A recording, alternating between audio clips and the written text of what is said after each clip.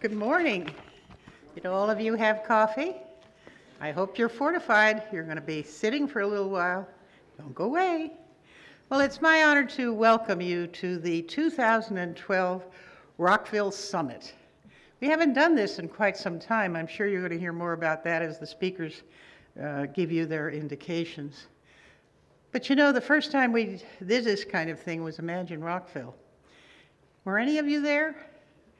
All right. Well, then you know how to make it happen. Imagine that Rockville was one of the best forward-thinking, designed events that we've had in Rockville for years. So we want this one to be equally as good. I'm just curious, you know, we've done this with the notion of bringing together the government officials, the business community, the education folks, the city residents themselves.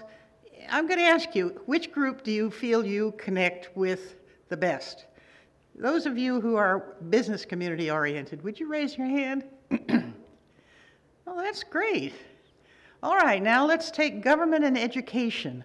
I lump those together because they're both, in a sense, in the education world. All right, and how about just residents of the city? Fantastic. Well, we're hoping that the residents of the city are going to give us the insight for the future. And I congratulate you for being here, and I thank you so much for taking us Saturday morning to make this happen. It's very important to the city. I'd like to recognize some of the individuals in the audience. And as you know, we have a delegation here from China. The group that we have signed a friendship city agreement with has sent a delegation, and we had a marvelous dinner last night with entertainment, and it was just great fun. And they're here for several days. You know, they're going to be here through the elections. They're going to see what American democracy is all about, and that's pretty special. And I think that in itself is worth the trip, besides getting to know Rockville. I'd like to introduce these gentlemen, and I will call their names if they would stand. Mr. Zhang Rongfeng, Mr. Zhao Renrong, Mr. Huang Zun, Mr. Guo Zhong,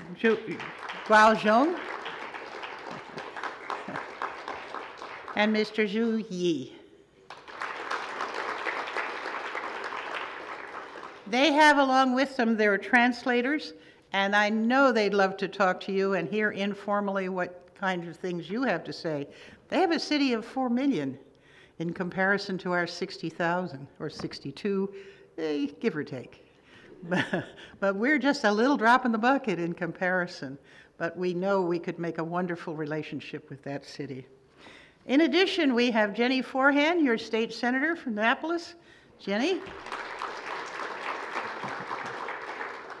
And the provost of Montgomery College, Judy Ackerman. Thank you. I'm hoping that I'm not going to miss anyone. If there's a dignitary in the group that wants to be recognized, put your hand up. In any case, thank you, all of you, so much for willing to come and chat with us this morning.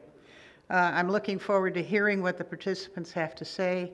I'm looking forward to listening very carefully so that where we go in the future has some sense of guidance from you. I have to say this should be an exciting, fascinating day. When this is over, they're going to plant peonies in the garden of the Glenview Mansion. I don't know if that's been put into all this material you have here, but if you're interested in a peony planting, come on over after this is over with.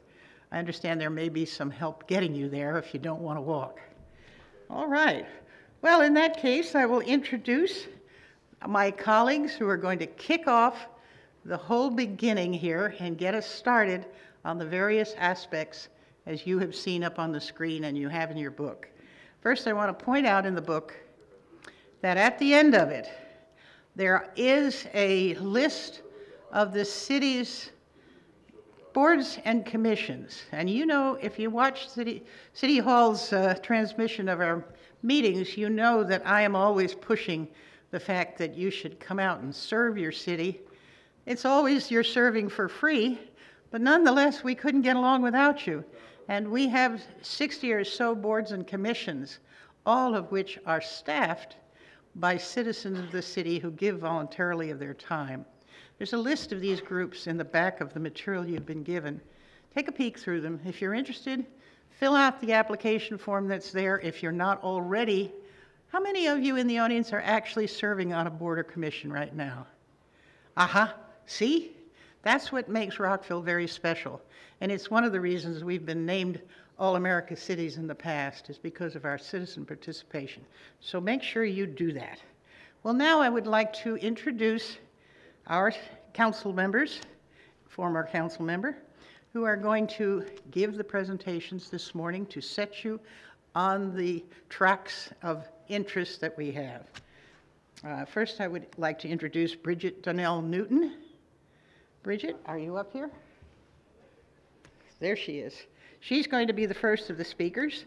Then we will have council member Mark Pershela, and then former council member John Britton. Well, enjoy the day. If I will be here. If there's anything I can do to make it more comfortable for you, or if you think you're not being heard, you come see me. Enjoy the day.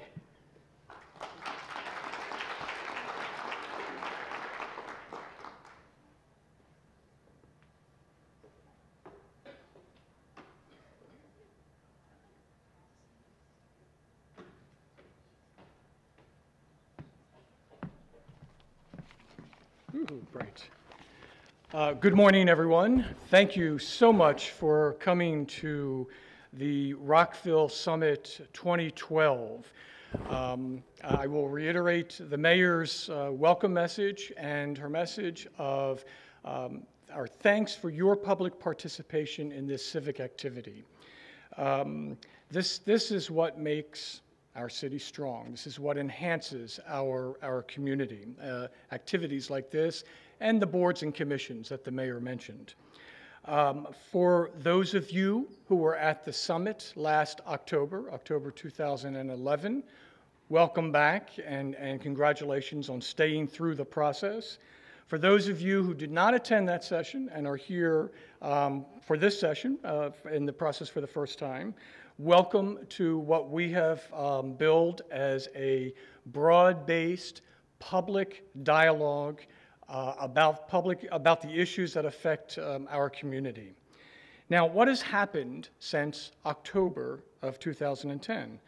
We formed committees, and my colleagues will talk more about that in a minute, and you will hear from the committee chairs. We formed committees to discuss a lot of the discrete and detailed issues. But behind the scenes, there was a group, we just called ourselves the Organizing Committee, set up the first summit and then continued working together to establish the committees, to help establish the committees, set them on their path, to coordinate some of their activities, and then to develop this session, to everything culminating in this session. I believe the names might be on the screen, so I'd like to introduce, and I think I'll just go through the names. We don't have to do the whole stand up and clap thing, hold our applause till the end, but I would like to highlight the names of the people on the coordinating committee. The group that started in the beginning and stuck through the whole process. Very dedicated group, some of whom I did not know when we started the process, and grew to truly respect and admire because of their dedication to the city and their hard work on this committee. And it was a lot of time and hard work that we offered for this. Those people are, her name already mentioned, Dr. Judy Ackerman, who's Vice President and Provost of Montgomery County College. Ms. Lori Boyer, who's the Executive Director of READY, the Rockville Economic Development, Inc. And prior to her arrival in the city, Ms. Lynn Benzion, who is also with READY, had participated in a number of the meetings. Ms. Denise Fredericks, and I believe all these people are here, who is the director of the Stepping Stones Shelter. Dr. Renata Greenspan, Rockville resident. Ms. Andrea Jolly, the executive director of the Rockville Chamber of Commerce. Mr. Al Lambert, he's chair of the Board of Directors of Ready. Ms. Susan Prince, resident and board member of Ready. And Dr. Profin Salem, Rockville resident and with the Montgomery County Office of Management and Budget, in addition to Council Member Newton, Council Member Pershela, and myself. We were the coordinating committee that helped to get us here. Now, when we started this process, we had the support of many people in the city. And of course, we had the support of the previous city manager, Scott Ullery. And the one thing he said when we got this thing kicking up, he said, this is great, this is a wonderful project, but we don't have that many resources. We can't devote that much staff to this whole project. And we on the committee said, oh, don't worry, no problem. We don't need staff. You know, we can go through it without that. Right? Well, hundreds of staff hours later, we get to this point. So I would be remiss if I did not introduce, or at least acknowledge, the staff people who helped in this process as well. First, joining us on the committee and attending all of our sessions and being very, very, very responsible and influential in this whole process, Michelle Pouchet-Flaherty, Linda Moran, Susan Swift, and David Levy. They really provided a lot of guidance, a lot of contributions to this process, and worked hard with us. But in addition to that, there were many people who were liaisons to the different committees or did some other research or support work for us, and I'd like to recognize them. Noel Barton, Imad El-Shafei, Clark Larson, Dean Melander, Manisha Tawari, Ann Wallace, Jim Wasilek, Stacy Webster, Aaron Wilson, and Robin Zeke. And that's not to slight those staff people who did a lot of other support work, including preparing this facility and setting this up for a wonderful interactive experience that we will share later. Again, thank you for coming. Enjoy the morning. And I'd like now to introduce my colleague, Councilmember Newton, who will take us to the next step of this process. Thank you very much.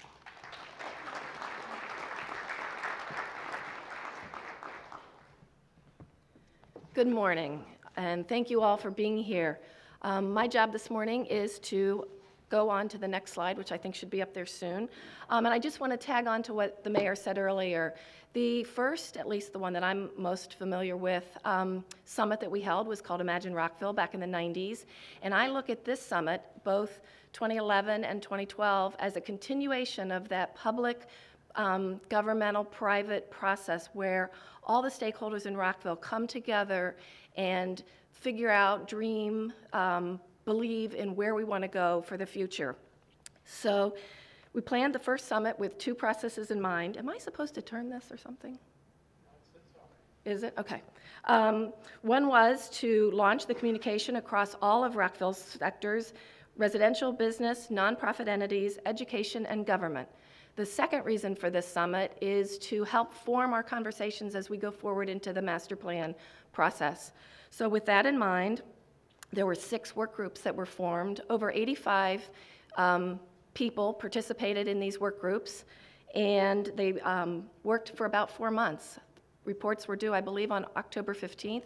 You can pick your copy up outside. It's fascinating reading, and we will hear later this morning from the leaders in those, not leaders, but the chair people in those groups who will recognize each of their committees. So thank you all again, and Mark Pershela is next.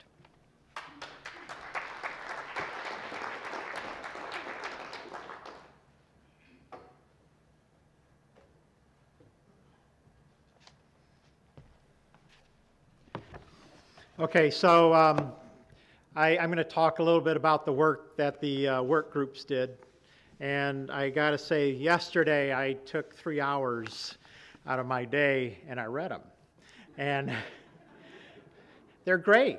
And I want to thank the people for coming together on those. I know John's already mentioned city staff was a lot of support there, but so many people came together and just slogged through it. They met once a week, once every 2 weeks, whatever it took. They worked electronically. I appreciate that very much. There are some acronyms you will find in the reports, and well, there's a glossary in this booklet, so you'll just have to slug through, but things like MCPS, Montgomery County Public Schools, APFO, turned up in almost every report. That's the Adequate Public Facilities Ordinance. MPDUs, if you're talking housing, that's moderately priced dwelling units. All that sort of stuff is used in the reports, but it's explained in the booklet. I want to recognize once again, our Chinese visitors. And I went to China in June where there was a mayor's summit. And not only was it Jiaxing and Rockville, but there were representatives from approximately 6 or 7 other cities around the world that have a sister city relationship with Jiaxing. So it was a summit. But the topic was planning ahead, historical preservation, how do you involve the people in your decisions? And so when we learned that the people from Jiaxing were visiting us this fall, I suggested they come this weekend so that they could witness our summit. So once again, give a round of applause to our Chinese visitors, if you would.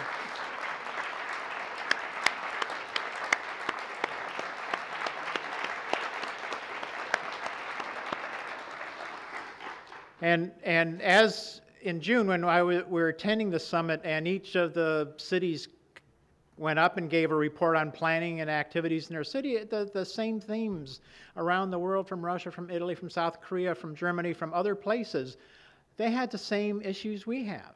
And so this is such a pertinent exercise. So I just want to, you know, I'll just talk for about 30 seconds longer and wrap up. But I think the one sort of mid-course correction we took this summer was when we had sort of a coming together, and city staff prepared a set of slides of, here's Rockville, here's our housing data, here's our transportation data, here's our you know, economic data, whatever. And I want to thank that special effort from the city staff. I think it helped tie the groups together. The groups came together, I think that was in July. The chairs came together. And I think that's where it really kind of came together, because we said to the groups, well, yes, you're the education group. Yes, you're the transportation group, but you have to take in consideration housing. You have to take in consideration economic development, tax base.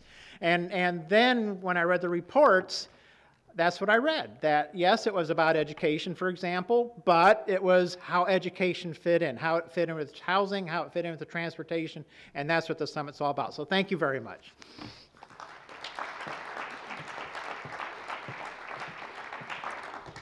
Thank you, Mayor and council members, past and present. Now that we've built up your anticipation, let's hear from the working group representatives themselves. Please join us on the stage. I'd like to introduce the first speaker. Each of them will give you highlights of the findings of their working group, about 5 to 7 minute presentation. After the presentations are made, we'll take questions from the audience. If a question occurs to you as one of the speakers is speaking, please jot it down on an index card. There are index cards that were made available on the tables outside. I hope you picked some up on the way in. If not, go ahead and write down your questions. We'll have a runner to come and get them for question time after. Without further ado, let me introduce Mr. Ray Whalen, who's representing the City Services and Budget Group.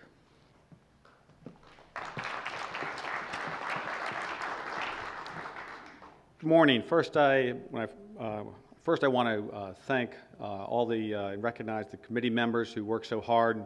We had a number of people with a lot of expertise in the subject matter, and it would have been very difficult to complete this task without them being there. I also want to thank the city staff, of which so many of them that were helpful to us along the way. So today I want to first talk about the economic realities that the city is facing. The revenues are either flat or declining. The cost of running the city continues to increase, and there's no desire or movement among the residents to diminish the level of services that the city now provides. So with that in mind, we took kind of a high-level view of the income and expenses, the revenue generation, and how we run the city, and we looked at several areas. As far as the revenue generation, there's only 3 ways the city can raise the revenues to pay for the increased cost. That's to raise the taxes and fees to existing residents, get taxes and fees from new potential taxpayers through economic development, or find ways to provide the same or similar services by lowering costs. Our recommendations in that area for revenue generation is to incorporate the economic impact into the public policy process. And by that I mean require economic impact analysis to any report for land use that goes to the mayor and council or to the planning commission. So that becomes part of the decision-making process. We also, economic development is extremely competitive, and we recommend the continued support for our economic development arm, READY, and in a manner that makes us competitive with our neighbors. On the expense side, we looked at 2 major areas of cost and potential concern, and also the way the city does business in general. The first area of cost and concern we looked at was the employee-defined pension benefit program. It is underfunded, and the annual required contribution has increased dramatically over the last few years. Our recommendation in that area is to first do a comparative study for salary and benefit packages for employees in the area to make sure we're doing right by the city employees and the taxpayers. We want to make sure that we can keep the promises that we're making to the employees and also protect the taxpayers' interest at the same time. We also want to suggest an independent fiduciary review approximately every 3 years of the program to make sure that the employees and the taxpayers are getting the best bang for the buck on the investments that the pension fund has. The other area of concern was the capital improvements program the city has. We generally found that the timelines, the cycle for repairs and maintenance seem to be within industry standard, and our recommendation is that the city maintains that, and that we do not, for budget reasons, start deferring repairs and maintenance that will start costing a lot more money in the future as a result of any delays. A notable exception to this is the sewer and water program, and we recommend the city look at the replacement schedule of the sewer and water lines and modify that for a more realistic timeline and budget. We have over $45 million of unfunded CIP programs, items that some consider essential and some are just nice to have. The mayor and council is going to have to make their judgments on what we do. And among other things, they may have to consider new debt as a potential funding source for these programs. With respect to the way we do business, as far as any program goes, we think it should be reviewed for its effectiveness and need, and how we're doing it, how we were providing the service. Can we do it a different way that will be better for the program and more cost-effective for the taxpayers? We also talked about creating a SAVE award program for the employees of the city, so if they can come up with suggestions to save money, there would be some sort of economic incentive for them to do so. And, excuse me, in conclusion, we have come to the general conclusion the city is not in crisis, but we do have concerns about the trajectory of all the income and expenses here. We really applaud the mayor and council for initiating this effort. You see and read all about a lot of municipalities and counties around the country that have not started looking at these items until they are in crisis. And we, as a committee, we hope that the city goes forward and implements many of the recommendations they will hear today. Thank you very much.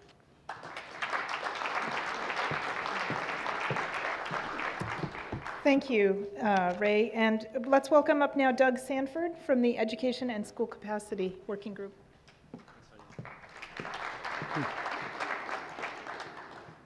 Thank you very much. I guess a lot of us have kids in school, here. And that's a big reason to be concerned with education and school capacity. We see a lot of schools with these relocatable units, other evidence that the school capacity is sort of like reached. But I think that a lot of us also understand that the education system and the economic system and the health of Rockville are inextricably linked. And that's another reason to be concerned about the education system. And that's sort of like why I got involved in this process. Otherwise, I'd be doing something else this morning. But a lot of my committee members are here, or the committee members, and they're fantastic. I see that it advanced all by itself. Thank you. They're listed here on your program. These are wonderful people with lots of expertise that I never had.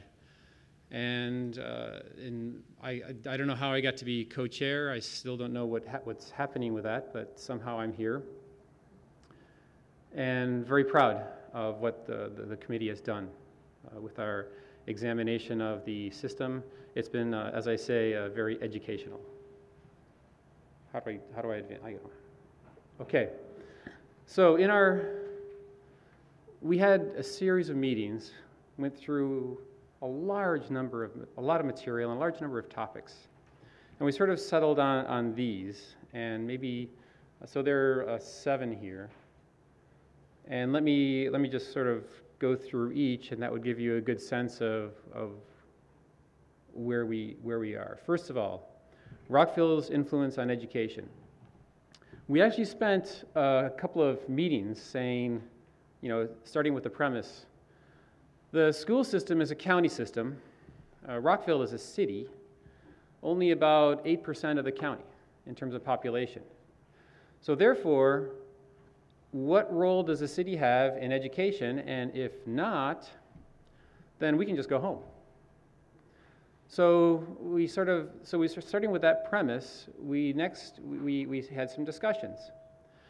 And what we concluded was that while the city has no formal role in the county education system, what the city does do is represent a bunch of very important, or is an important constituency. And as a city, we can basically institutionalize advocacy on behalf of the students within Rockville. And that institutionalized advocacy would be a more effective way to tailor the education system, to influence change in the education system to better serve Rockville's needs. And that's sort of like where we went on, where the premise was. So given that the city basically is exercising an advocacy role, and that advocacy role is important, and we had lots of anecdotal evidence how the Board of Education will take input from certain very small groups and basically possibly through various processes not meet those efforts, the city would be a more effective advocacy platform. Okay, so education. Wait, let's go back. Not done. Is it timed? Okay, I will go fast, no problem. Wait. Oh. So the laws. Oh, I can do that. Thank you. So what we recommend in order to establish this advocacy platform, we recommend getting a forum to get together, the forum of interested educators within Rockville, a web portal, and we'd like to form a permanent city committee at the end of your program. There's a bunch of these committees and commissions. Great. And encourage and support community involvement, and we have a lot of groups that could be involved through the forum and through the portal. Next set of recommendations, school capacities. We find that there is a lot of overcapacity in Rockville. However, the overcapacity in Rockville isn't necessarily bigger than what's in Gaithersburg or Silver Spring. So is the county doing a bad job addressing overcapacity in Rockville? We think, yeah, maybe. Look at King Farm and look at some of the new areas of development, and the fact that we have a moratorium on a lot of development in Rockville because of that. Recommendations, well, we want to get more school capacity and various recommendations that would help us to get these new schools off the board, off the ground and built. There's a problem that we had with the APFO. We saw that the APFO was an issue, and probably when we started this whole process, a lot of people thought that the APFO was going to be the main focus of our committee. Our various discussions on the APFO led to the fact that perhaps there's a very murky kind of a political and nuanced set of forces that have brought this murky and wonderful forces that have brought together that are beyond the scope of education. And we do have an argument, though, that because the APFO is different for the city, is different from that for the county, that can distort the optimal the allocation of funds, of capital, of school construction funds that the city could receive. And we have some of the arguments in our report as to why that's the case. But it probably would serve the city in terms of school capacity, in terms of getting what we need to build more schools in the city. In order to get those funds, probably it might be better to have an APFO that's sort of like more consistent with the rest of the county. And that's our recommendation there. We thought that the school, now given the K through 12 education system, we had a couple of, we had a lot of discussions on this. We thought it would be very helpful to bring more executives and business people into the schools as guest speakers. Because we want students to be exposed to role models that would help them, that would give them a sense of what life is like after school, as well as facilitate things like internships. I think if students can work after school for some hours, some limited hours, it'd be a good thing, and possibly if there's some way we can get course credit for some of these efforts that the students have, it would be an invaluable experience. I know we do that at the university level. And why not at the high school level too?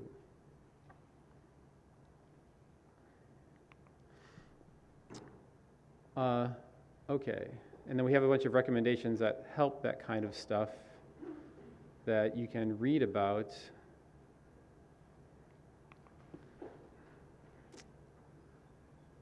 Oh, that was here.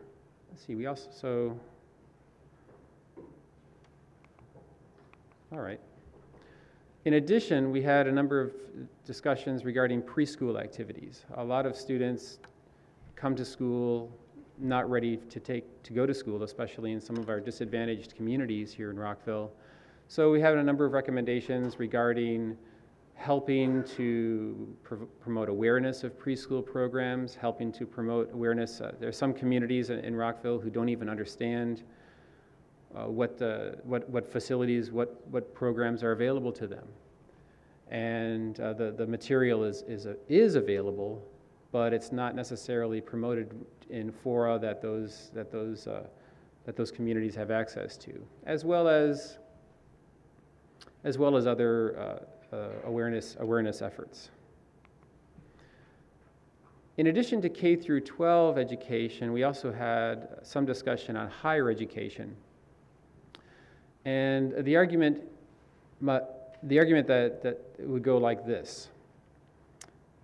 Right now we have a very good higher education system that serves Montgomery County. It's the MC system, as well as University of Shady Grove, Johns Hopkins, University of Phoenix, Kaplan, and a number of other higher education.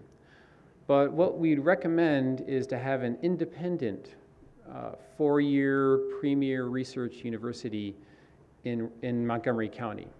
And the reason is this. When you have an independent university, you'll have faculty, tenure-track faculty, working in the county, writing grants, building labs, promoting research projects. A lot of these research projects spin off into new businesses, maybe new labs that would investigate that would be trying to make new innovations that would be patentable, and therefore starting new businesses. Also, the tenure-track faculty who are doing research and generating new knowledge in an area will be able to consult and otherwise promote local business development. You see a lot of businesses developing around universities. Johns Hopkins is a center for development around Baltimore. College Park has a lot of these spin-off businesses from the university. Why don't we have a similar type higher education center in Montgomery County? Shady Grove doesn't have it because a lot of the faculty there just aren't involved in writing grants and doing research and trying to get tenure. So it's a very different environment there. It's a good environment for students and serving the needs of students. That's great, but there would be a role to play in terms of economic development of having an independent university. And our last set of recommendations related to education and school capacity are related to sustainability and safety. We have this, we live in a world where sometimes there are hurricanes and very violent storms that will ravage some of our coastlines in New Jersey or even Staten Island. And global warming and other types of environmental issues are just going to be part of our world, and it would be foolish for us to talk about education without trying to be more forward-looking and get students to be aware of the environmental issues. So sustainability, big picture system thinking is something that we wanted to promote and get some recommendations for. So we would like to advocate for system thinking and sustainability. We'd like to facilitate ties between schools and sustainability programs.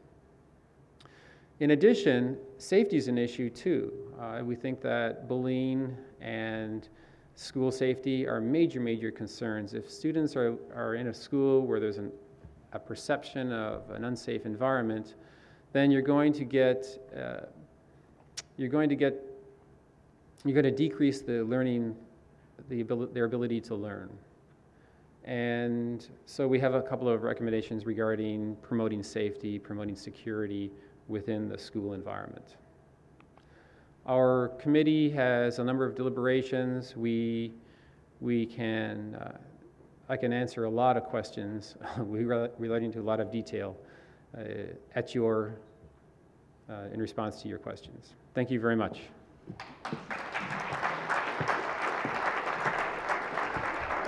Thank you, Doug. And let's welcome Larry Finkelberg, who'll be talking to us about housing.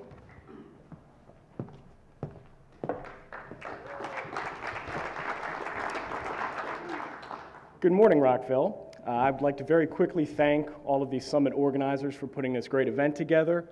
I certainly would like to thank all of you for getting up early on a Saturday and attending. And I would also like to especially thank my fellow committee members. We were lucky to have a real cross-section of the entire Rockville community represented. And our findings and our recommendations are truly a result of that diversity. This was a tremendous commitment of time and energy, and maybe some, myself included, didn't realize how much of a commitment it was, but they all did a tremendous job. So I would personally like to thank everybody up on this list today. From the outset, there was a very concerted effort to take a realistic approach to this. We didn't want to make recommendations based on what we hoped or wished Rockville's future housing situation would be. We based them on what they were actually going to be.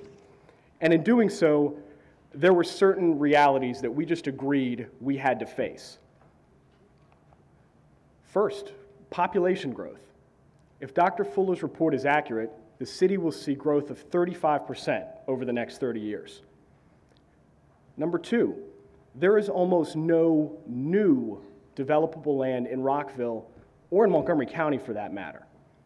Number three, the surrounding areas are in the same boat and they are planning accordingly. So Rockville must accept it is, in a sense, competing with these areas in the coming decades.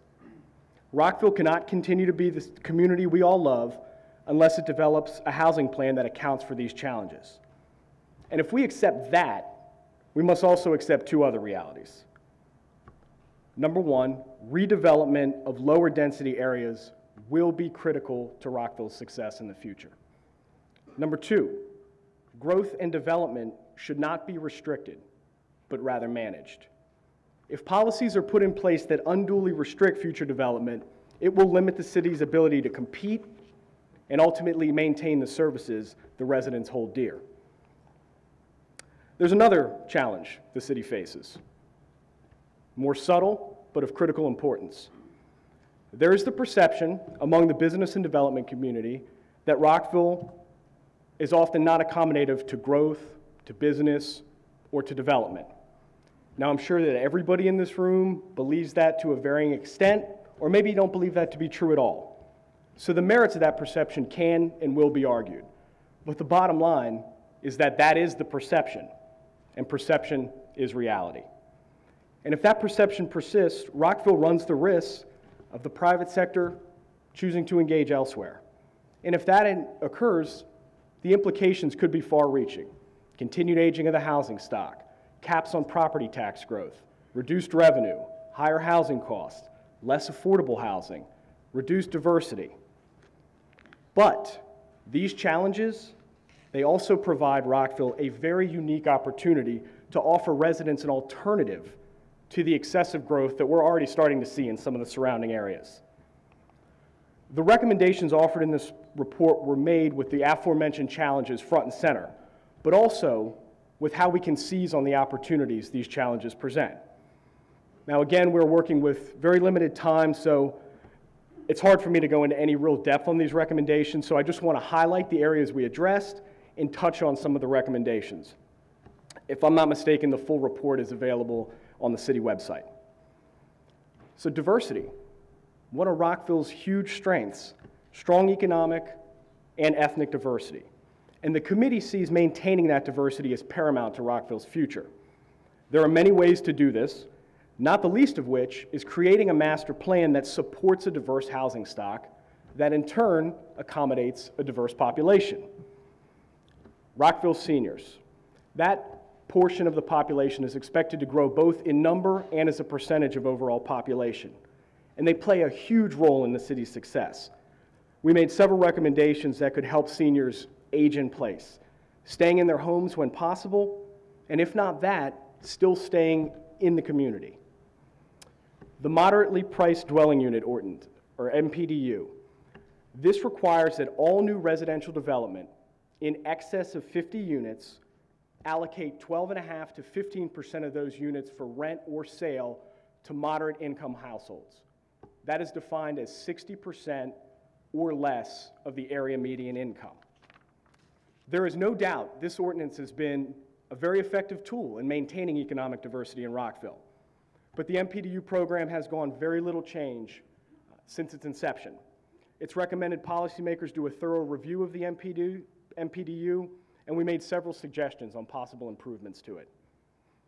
You know, from the first meeting, we discussed this concept of maintaining Rockville's community. In order to do that, we had to first define what that was. So we do that in the report, and we offer suggestions on how housing policy can help create and maintain community. The town center is a perfect example of how that might work. Green development, it's a reality and will be increasingly more so. We suggested several realistic incentives the city can offer developers to go green. The single family issue was interesting.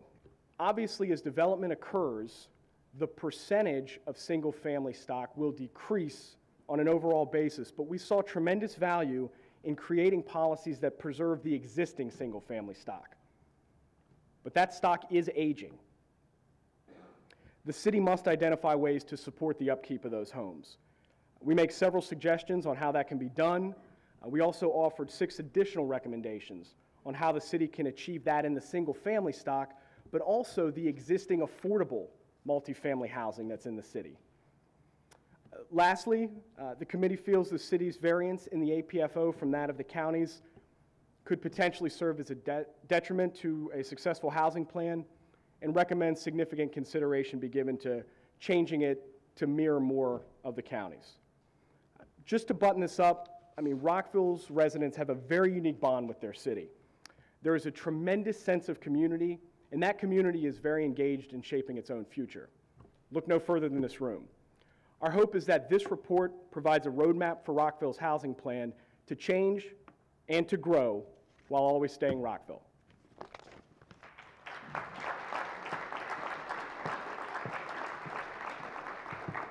Thank you, Larry. Let's welcome Caleb Michaud, who's representing the Job Growth and Residential Workforce Group. Good morning. So I showed up early this morning. We were going to meet before the kickoff, and I was wearing blue jeans, and I showed up and looked at the rest of my panel, and had to call my wife and tell her to bring me new pants. But I'm better now. So first, I'd like to thank the City Council and the Mayor for sponsoring this event. As a relatively new resident to Rockville, it's very encouraging to be able to engage in the city and the community in this fashion. So I appreciate that, and thank you. I'd also like to thank Patricia Rogers. I believe she's here today. If you could stand up just briefly. Is she here? Thank you so much. Patricia is our chair, and her and I arm wrestled on who would present today, and I lost, so that's why I'm up here. And lastly, to our entire group, we had members that both worked and lived in Rockville. We had members that either just worked or lived. We had members that did neither and just had a deep interest in our community. We had members that were new to Rockville like myself, and we had members that have been here for a long time. So it really provided us a great diversity and a deep perspective to draw our recommendations on. Oh, I'm sorry, I didn't even realize I had the clicker. There we go. Before starting, the group identified several strengths inherent to Rockville, and two of these are main strengths. But our technology infrastructure, we have a high quality of life, many educational opportunities. We've got a beautiful Rockville Town Center to participate in. The presence of county, state, and federal government that either work or participate in Rockville, and a high jobs to resident ratio. Two main strengths were our workforce. It's highly educated, it's very diverse, and it's technology oriented, which speaks well to the future, and our proximity to key transportation infrastructure. We also identified some limitations, and traffic congestion ranked high as one of these, a lack of control over these transportation arteries, the high cost of doing business, and oftentimes a difficult or unfriendly city business permit process, and a need for improved coordination between local, state, county, and federal officials. High on the limitation list was the limited availability of developable land, the high cost of living, and the quality of life at risk by overdeveloping. Before coming to our recommendations, the group first settled on a vision, and our vision was to promote balanced economic growth that respects Rockville's quality of life and strategically attracts the most desirable businesses and quality jobs to Rockville. We also, before coming to our recommendations, worked on goals, and we had 3 goals that we all agreed on. And the first was to expand jobs, the second was to increase the city's tax base, and the third was to target specific industry clusters. From those goals and that vision, we formed 3 categories of recommendations: city policies, city actions, and city advocacy. So the recommendations under city policies. We'd like to provide a more business-friendly process for permitting and streamlining regulations. We'd like to increase the commercial tax base through the redevelopment of current property. We'd like to continue funding economic development. An example of this is READY, or consortiums that might involve READY. And we'd like to capitalize on Rockville Pike metro stops and work to retain our existing employees.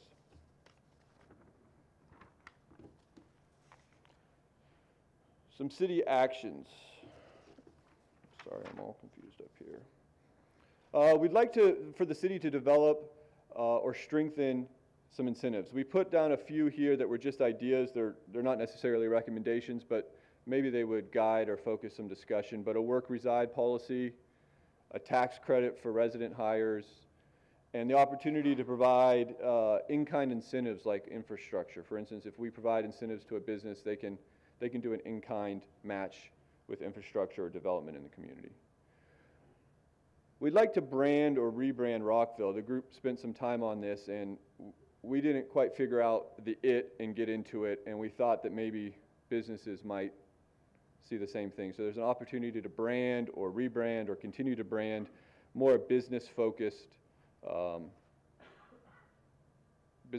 brand for Rockville. Increase public communications to and about business and jobs. One of the things here that I found very interesting is I found out about this opportunity through Twitter. And so there's a lot of opportunity to increase our public communication, find new mechanisms, new methodologies of communicating. And let's take advantage of our highly skilled seniors and retirees.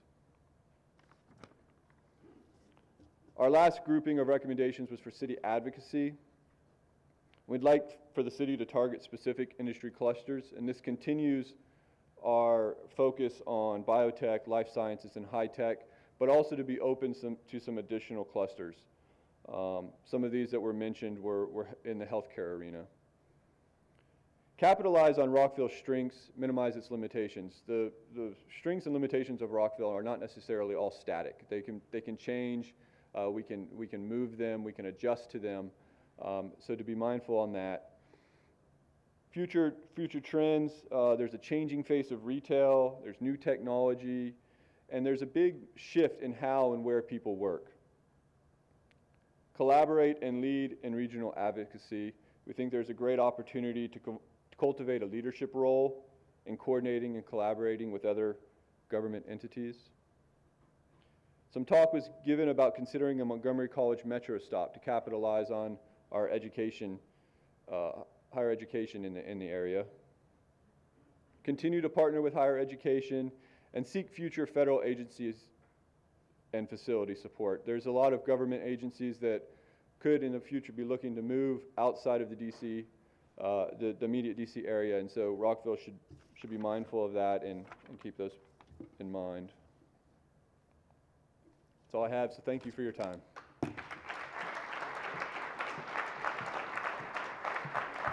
Thanks, Caleb. Now we're going to hear from Jerry Calistine, who's talking about preserving Rockville's character.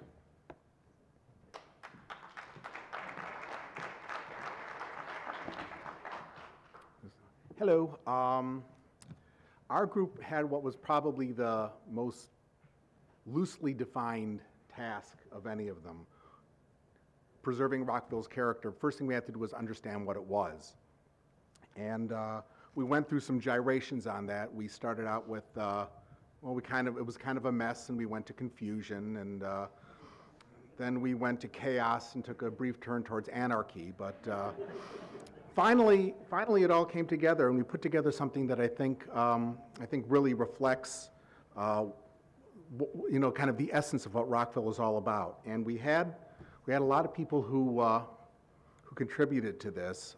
We had what we call the working group members who actually were involved in writing the final document, and the advisory members who gave us a lot of input, a lot of information, a lot of opinions, but for one reason or another weren't able to come with us to the very end. We like to call them the smart ones. But after a lot of discussion, a lot of soul searching, we kind of came down to, in essence, what Rockville is. It's the small city with a hometown feel. Now, I know this was like the second place in the Rockville kind of city slogan contest, but we kind of felt that kind of best encapsulated what Rockville is. It kind of, if you wanted to put it into a tweet, that's Rockville. So then the next question is, well, what is that and what do we do with it? And for lack of a better term, let's get into it. So the first thing we had to do was understand what Rockville was about. Why is it a place people want to live? Why is it a place people want to work? And to do that, we decided to look at three areas. We looked at the physical makeup, the social components, and the cultural richness, or basically the people, places, and things that make Rockville a special place, a place we want to call home. And then, of course, we identified challenges facing the city, not necessarily problems, but things that we needed to look at and keep aware of as we went into the future to maintain the feel that we have of Rockville. And then finally, of course, we put some recommendations to help preserve and grow our character. So looking at the physicality, I'm not going to spend a tremendous amount of time on these things, but these are the, if you look at Rockville, what do you see? Well, you see history, you see a broad socioeconomic diversity. We've got mansions, and we've got moderately priced dwelling units, and we have apartments, and we have single-family homes, and we have townhouses, so anybody can live here. Shopping is king. I mean, just go down Rockville Pike. We've got probably the world's longest strip mall there. We're in the middle of everything. We're the county seat, so all of the local government is here, but we also have our fair share of state and federal government here, and we are, of course, near to D.C. We're a metro ride away, or 3 or 4 hours if you're driving up 270 in the morning. And probably one of the best things about Rockville is green space, which is central to our identity. I think we're basically we're known as well for our parks as we are for the Pike, because we're not just a business area, we're kind of a residential and people area. So once we understood what the physical parts of it were, we decided to look at the social characteristics. What are the people like who live in Rockville? Well, and we came to 4 conclusions, and I'm sure other people will come up with, hundreds more, but this is what we came up with, and you're welcome to join the next working group, I guess. We are a diverse community. We represent different age groups, social groups, economic groups, ethnic groups, religious groups, lifestyle groups. So we're not just a community of, we're communities of. We're definitely a middle-class community. We're not Potomac, we're not McLean, we are middle class. We're not just blue collar, we're white collar, we're everything in the middle, but we're kind of like in the middle, within the mean of the kind of the socioeconomic structure. We're an involved and engaged community. I mean, you're here, which is pretty good. But mostly I think we're a residential community. And really, we kind of understand as a city the value of working together, trying to make things better for ourselves and for our communities and for our children. And that's really what defines us as people within the city. Next, we looked at the culture. Okay, what about Rockville? What about our history? What about our experiences? What about our values make us an interesting place to live? Well, one of the things is we have accessible cultural arts and entertainment. You can't be bored. If you really don't want to be bored, you don't have to be bored in Rockville. We've got farmers markets and hometown holidays and classes and classes through the parks department. We've got town square. There's always something to do. We've got theater here. So there's always something to do in Rockville. There's always a way to get engaged. We have great respect for our history. We have a historic district. We're joining the Montgomery County Heritage Area, I think it's called. And we place great value on preserving our history, both the good and the bad, so we understand where we came from, not just where we are, because that'll help us understand where we're going. And finally, we have an open and participatory government. I mean, a government that cares enough to hold this kind of summit where it gets input from people and uses the will of the community to drive its planning process forward. And so our culture is the shared history, the shared experiences that make us kind of an interesting place to live. So once we understood what all that was, we said, what is challenging Rockville? And what's interesting is a lot of these things are what my colleagues here have been talking about. Constrained tax base, business red tape, they kind of go hand in hand. Road transportation, and road and public transportation congestion, which is next. Population and diversity in a county-run school system. All of these things press on how we can preserve Rockville as a kind of unique place, not just an offshoot of the county, but make us a unique, interesting place to live. And really how we address these problems, how we face these things, is really what's going to define our character going forward. Because, as you know, people or places or things, their character is not defined so much as what they do when things are good, but how do they face things when they're difficult. And these are kind of the difficult things that we saw we had to face. And there are certainly more, but we thought this was a good starting point.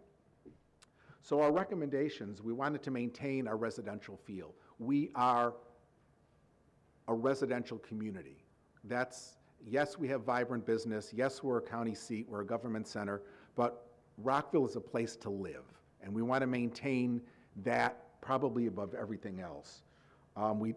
Given that, we do need to encourage business, broaden our tax base, because proper growth of business will support the ability to maintain our residential integrity, and it'll keep Rockville growing and vibrant and alive. Be an advocate for education, as we heard.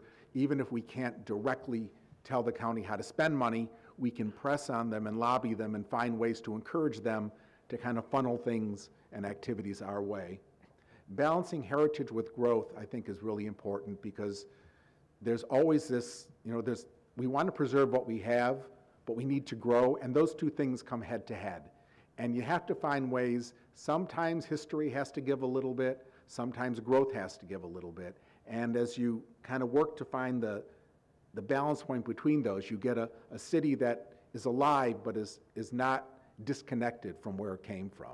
So you can see the kind of the evolution of the city from its earliest days as a crossroads to its present role as kind of a growing set of urban nodes and a very lively residential and business community.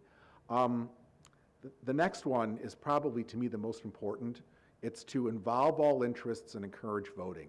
As we've heard before, diversity it's always been a part of Rockville. We've never been a homogeneous community as far as that goes, but it's increasing. We have increasing demographic groups, age groups, gender groups, economic groups, religious groups, cultural groups, language groups, and how do we get all these groups not only identified but involved in giving their input to the city. So what we do and how we grow reflects not just a handful of people, but kind of the ideas from all of these groups. And we actually advocated the creation of like a cultural outreach commission that would go and monitor the different demographic segments of the city and help the mayor and council and the city government come up with ways to engage those people. So we would have greater diversity on our boards and commissions. We might identify new ones that we need to do. We might find different ways to involve people in the educational and social and cultural facilities that the city offers, and also help them vote. I think we had like an 8% turnout for the last city election, and we really need to get more people voicing their opinions. I mean, I'm really happy my vote counted like 10 times, but still, it makes more sense. The more people who vote, the more people who make their voices heard, the better the city can represent their interests. And by the way, if you haven't voted already, vote on Tuesday. And then finally, keep our green spaces green. Our parks are our crown jewel.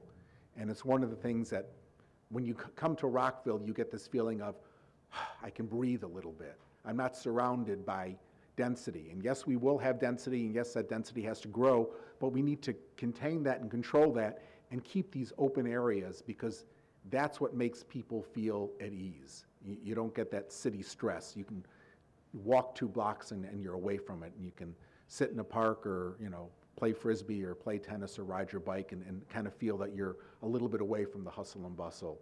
And as we've heard, we need to, as we will hear, we need to support transportation alternatives, so we're not just a car-oriented community, which we are now. There have to be better ways to help people get around, and that will kind of help us intermingle as a group of people. And kind of in closing, this is a little cutesy, but I think it makes sense. It's saying Rockville's character is, it's like saying I love you because. There's no one thing that defines Rockville's character. It's the people, the places, the things, the values, the ideas, all these things that come together to make us kind of a vibrant, exciting, great place to live. Thank you.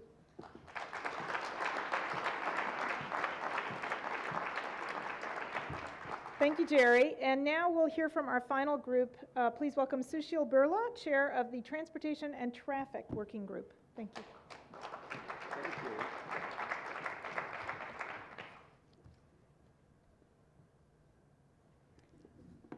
Good morning.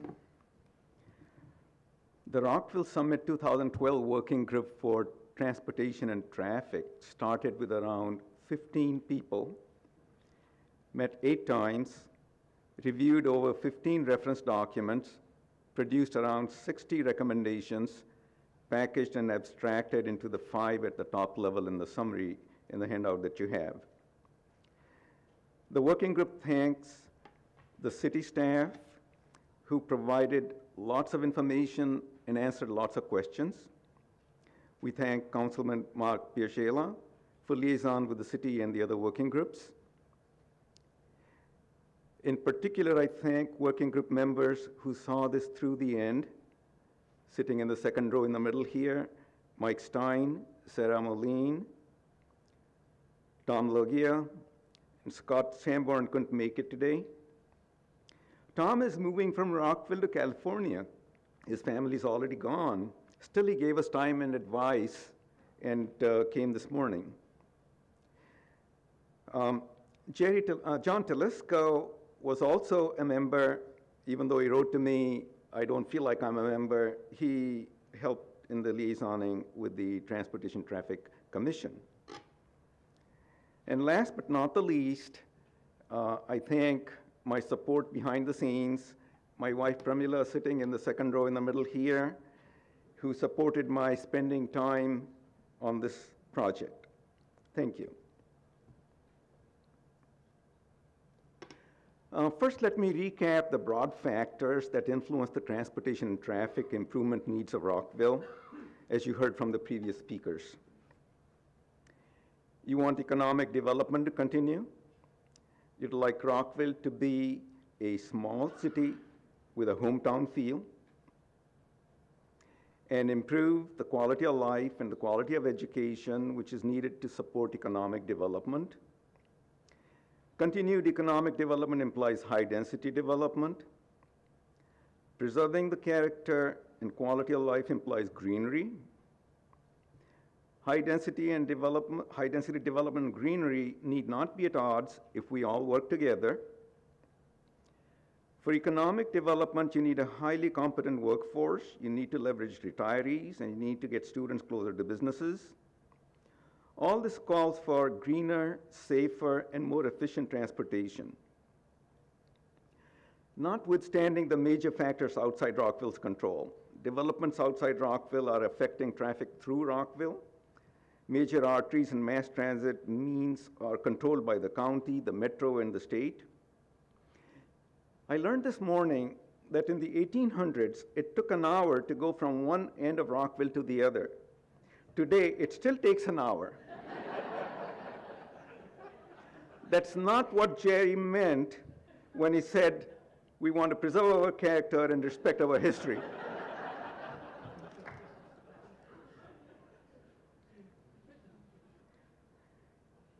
It will take people like you gathered here on this nippy Saturday morning to make it safer, faster, and cheaper for people to get into Rockville on foot, bikes, scooters, and little green vehicles. Disincentivize entry of single occupancy vehicles into Rockville's high density regions. Incentivize walking, biking, shared transit, and green modes of transportation. We have a range of options and examples. Disincentives are in red and incentives are in green. Discourage driving into the town center.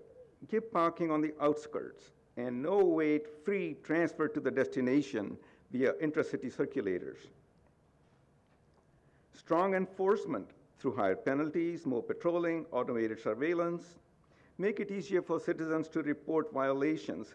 With a click or two on your smartphone, you should be able to snap the scene and turn it in with time and location coordinates. Imagine a Rockville where it makes more sense in money and time to not drive in.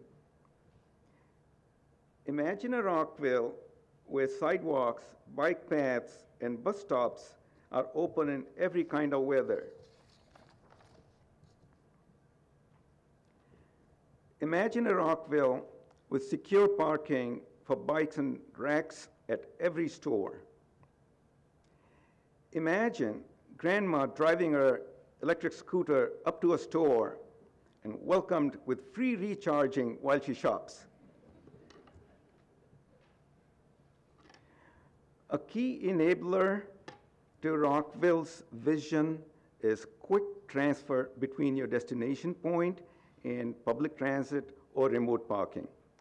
This vision has not been affordable, but technology is changing the tipping point. Nevada licensed this autonomous vehicle for pilot testing last year, Florida this year, and California is next. London Heathrow Airport is running personal transit vehicles between Terminal 5 and a parking lot. And you can Google all these video clips. Masdar City in Abu Dhabi is a green community. You cannot drive your own vehicle into their city. These personal rapid transit vehicles take you to your destination. If a little Emirat in the Middle East can do that, imagine what Rockville can. Morgantown, West Virginia has been running these personal rapid transit vehicles since '75. Now let me transition to our next set of recommendations. Don't let transit arteries split Rockville. Reconnect the split parts. Rockville has a history of leadership in technological innovation, even in road repair. Exploit automation to reduce the maintenance costs rather than live with the potholes. The county, the state, and the metro make decisions that affect Rockville, but Rockville has no say. Don't let others control your destiny. Invest effort to influence them. Work at it with more vigor through the Transportation Planning Board and the Metro COG. In summary, our working group supports the transportation traffic-related goals and objectives in Rockville's comprehensive master plan, pedestrian policies, bikeway master plan, complete streets policy, and the county-led bike share program, bus rapid transit plans, and the Corridor Cities Transitway. Our recommendations are aligned with these plans. Just some fine-tuning, showing ways to win the vision sooner. Thank you.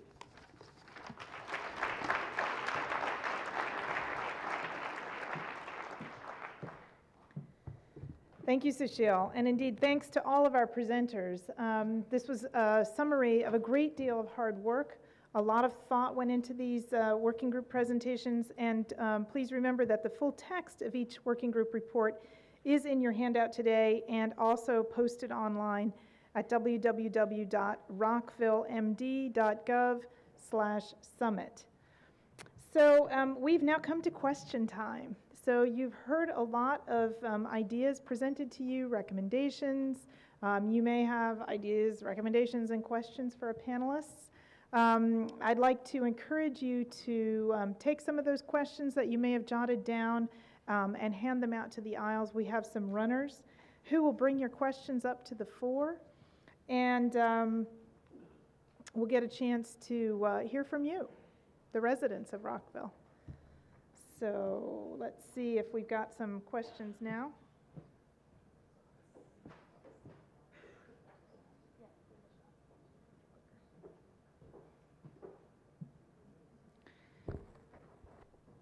Okay, here's an early question, talking about transportation.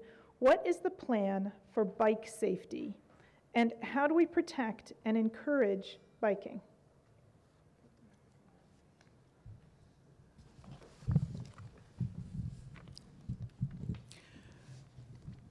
Well, some of the recommendations you heard about reducing large vehicular traffic inside Rockville and providing rapid personal transit would help. But there are some other recommendations in our report.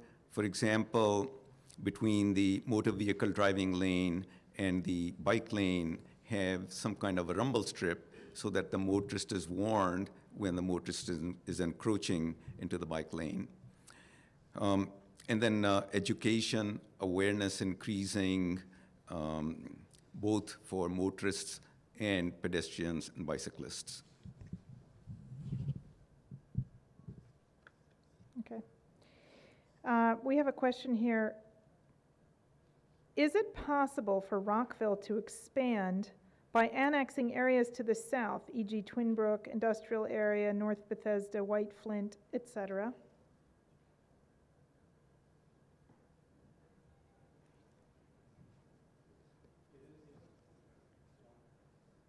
It is possible for Rockville to expand both to the north and the south within certain limitations. The first and most important is that it is at the request of the landowner. Rockville cannot do it on their own without the landowner wanting to come into the city.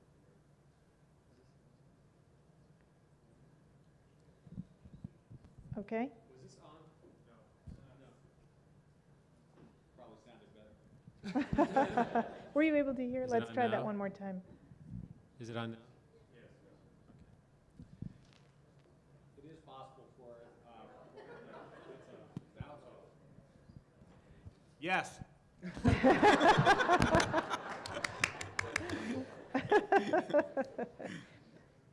Okay. All right. Hopefully you were able to hear that answer. Thank you very much. This is a question for educational and on education and school capacity. Can the city under APFO require multi-office commercial residential developers to build or construct or contribute to a Rockville classroom fund to build or replace portables, classrooms, et cetera? What is the status of that? Can you hear me? Can you hear me? You may need to just speak loudly. Thank you. Yes, the good one's over. That's not going any further. I'll just shout this way. Here you go. Well, yes, very good. Oh, wow, good. The technology gods are shining on us. That is a question for lawyers. But my understanding is that the capital budgets for the school system are the sole purview of the Board of Education, and that the city is not legally able to fund any buildings that will serve an educational purpose. So the county could possibly levy such a tax, provided the state lets it. Okay, so state, county taxation, I don't know. But the short answer is no. I don't think that the city can levy such a tax, and I don't think the city can build schools either. The decision to build a school happens at the county level. The city can advocate, as the first part of our report, the city can advocate and possibly promote some school development priorities that would help us in that regard. Well, this other question actually is a good follow-up to your answer. What impact could such a committee have for education on changing what MCPS controls for the entire county? In other words, if a committee were to be formed and right. you're able to lobby, what kind of impact do you think you could have? Well, we'll see if we form the committee. But the Board of Education has a history of responding to advocacy efforts on behalf of the residents. The Board of Education is a politically elected board. They will want to keep they will want to maintain their votes and keep their constituencies satisfied. Rockville is a substantial voting bloc. So and politicians are politicians.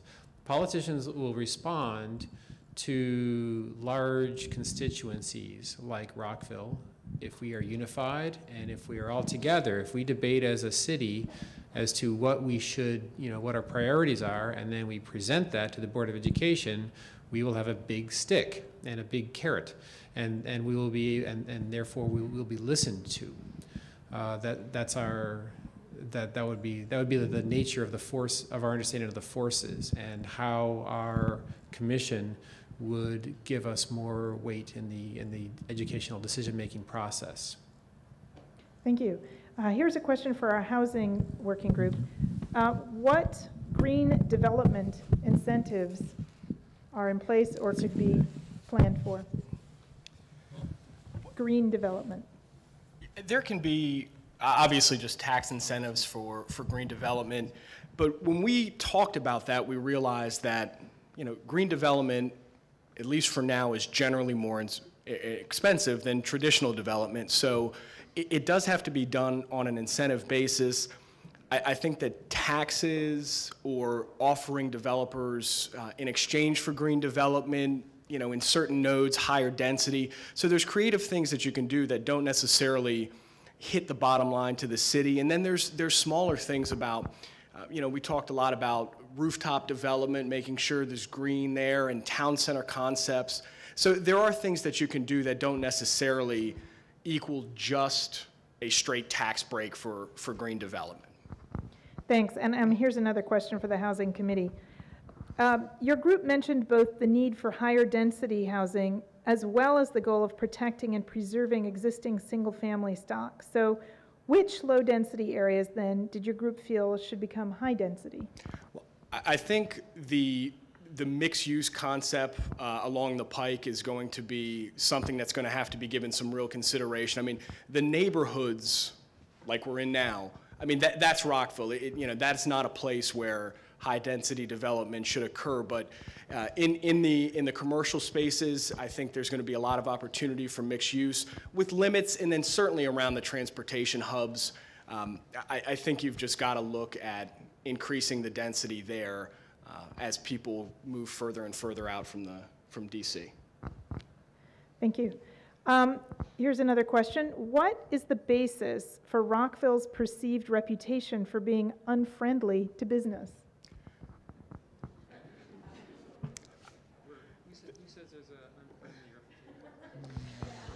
That I am in the business community in Rockville, and there are very frequent stories of issues with permitting or added expenses, not necessarily for big corporations, plans that get approved, and then maybe there are changes. Again, everybody's got to, developers are going to look at it from their point of view, residents are going to look at it from their point of view, but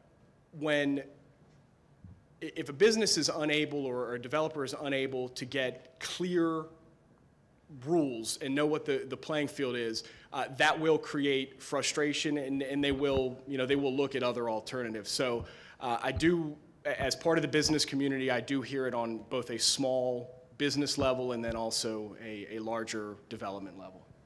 Are there other panelists who'd like to comment? Yeah, sure. Our group talked a little bit about the need to establish the balance between a residential life that's enjoyable and a business life that encourages and supports business. And we don't know if there was a lot of discussion in our group as to whether that balance has been effectively established. We might be shading a little bit more on the residential side, and there needs to be some attention put on the business side. And one of the simple things that we talked about is you drive into Virginia, you cross the bridge, and it says welcome business. Do we, when we think of Rockville, think welcome business, or do we think, Rockville's a great place to live? And so you don't have to go one way or the other, but you do have to find a happy medium between the two. Yes, go ahead. I think it's important to say that, I've been doing business in Rockville for 35, 40 years now, and in all those years, I don't think I've ever had a city employee or elected official be rude to me or anything, but I think what's happened is that rather than being a customer, whether it's me, I'm a resident, I go in as a customer, or me as a business person. I think the process has become sacrosanct, and things are more about preserving process than being a customer, and how do, how do we problem solve with our customer to see how we make things work. I think the city staff is, by and large, over the many years have been great, well-meaning people, but there's something about it when you get up against the process with a great idea that it's hard to you get caught up in that and you can't get it solved. And I think a lot of that attitude of being business unfriendly comes from that. Thank you. Okay. The next question is, how do you plan to involve more deeply the diverse populations in Rockville in the town's development in all areas?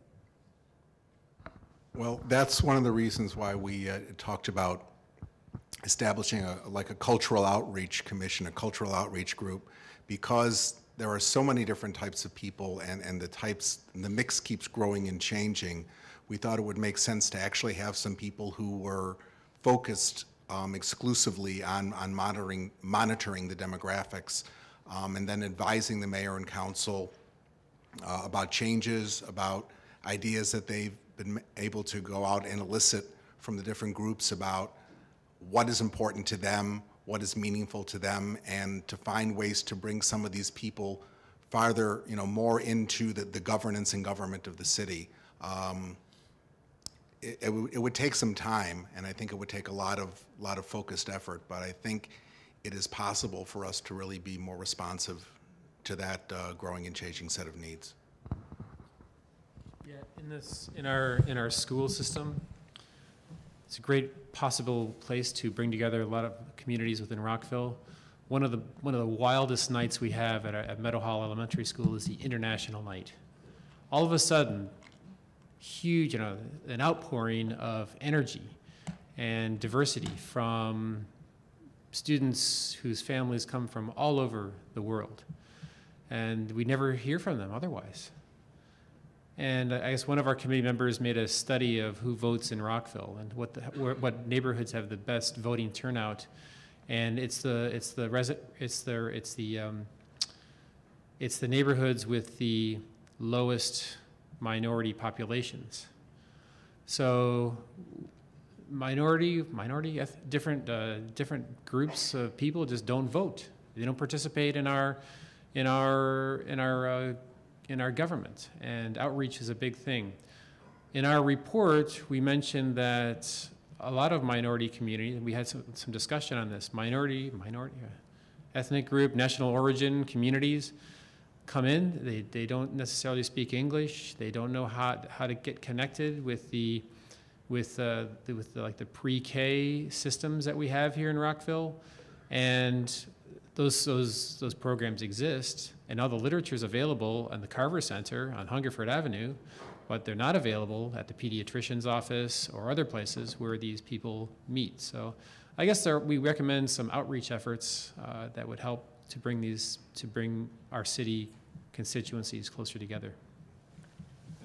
I say this just from a community, not from a work group perspective, but for community. I think we need to have more Halloweens, because as a resident, that was the first time that I was given exposure and an opportunity to talk to people in my neighborhood that did have different backgrounds and that did have different ethnicities.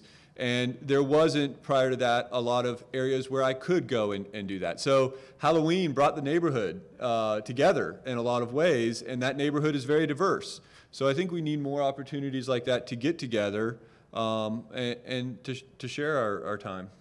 Okay. Thank you very much. Thank you, audience, for the excellent questions. There are actually several more very, very good questions. It's now my pleasure to introduce our keynote speaker this morning, Edward McMahon of the Urban Land Institute. As the Senior Fellow for Sustainable Development, McMahon leads the Urban Land Institute's worldwide efforts to conduct research and educational activities related to environmentally sensitive development policies and practices. Before joining the Urban Land Institute in 2004, Mr. McMahon spent 14 years as the Vice President and Director of Land Use Planning for the Conservation Fund in Arlington, Virginia. He also taught law and public policy at Georgetown University Law Center for 9 years, and he served in the U.S. Army both at home and abroad. Mr. McMahon is the author or co-author of 15 books and over 300 articles. He serves on several advisory boards and commissions, including the National Trust for Historic Preservation, Preservation Maryland, the Governor's Institute for Community Design, and the Orton Family Foundation. During the past 25 years, Mr. McMahon has helped communities in all 50 states with a wide variety of community planning and economic development issues. Please join me in welcoming Ed McMahon.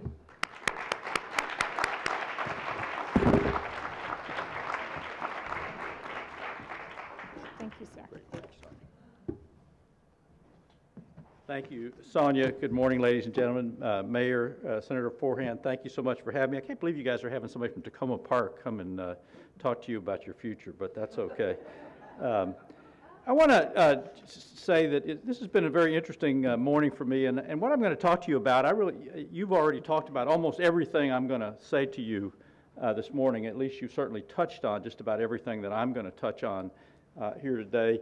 It's interesting, I've lived in Montgomery County for about 40 years now, and Rockville is a great community, and I think that you've recognized that here today. Two words I haven't heard about Rockville today are adaptable and successful. You are a very successful community, you're a very adaptable community. You've already won 4 All-American City Awards, but you're also, as I said, an adaptable city. I spend my time traveling around the United States giving talks to communities about growth and change, and I always use Rockville as an example of a community that is in the forefront and is adaptable. And in your infinite wisdom in the 1970s, you tore down your downtown and you replaced it with a mall that turned out to be not too successful, and now you've torn the mall down, you put the downtown back, and that's in many ways kind of a metaphor for America. I wanted to tell you a little story about myself, and I appreciate the kind introduction about how I got interested in what I'm going to talk to you about briefly. At the height of the Vietnam War, I was a young second lieutenant in the United States Army, and I had just finished jungle warfare training, and I was getting ready to go to a small fire base in the Central Highlands of Vietnam.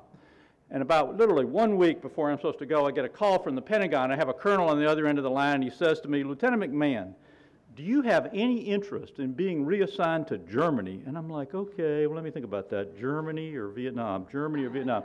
I said, yes, I would be very interested in going to Germany. I would love to go to Germany. And I got really lucky. I was sent to Heidelberg, West Germany, which is the headquarters for the U.S. military in Europe. I was assigned as an aide to a U.S. general. I then spent 2.5 years of my life flying all over Europe in a helicopter. And that experience completely and totally changed my life. But of course, I didn't realize how much it would change my life till I flew home to Birmingham, Alabama, where I grew up, and for the first time I got out of the airplane and I drove home, and for the first time ever I saw the American landscape with a completely different set of eyes. Because, ladies and gentlemen, to travel is to learn. And I think that's what this process is about. It's about learning from each other about what works, what won't work, what we think will be better for the future, et cetera, et cetera.